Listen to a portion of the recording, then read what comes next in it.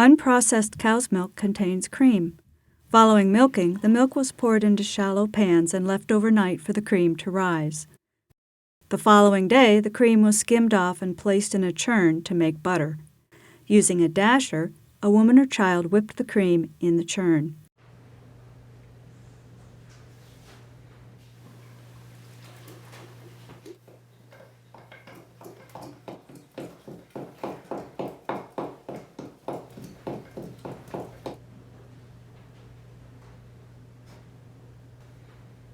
First it would turn to whipped cream, and with continued churning, the butterfat would separate from the buttermilk.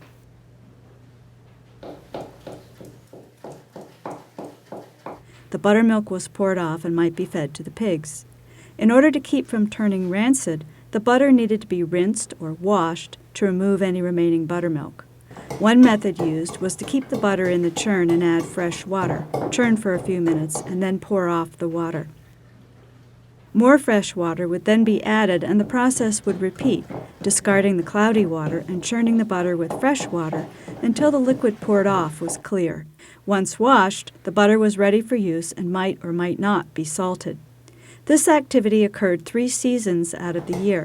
In summer, hot weather would cause the milk to spoil before the cream could rise. Some of the butter produced in cooler seasons might be preserved by adding salt and sugar and packing it into a firkin, a round wooden crate, for summer use or sale.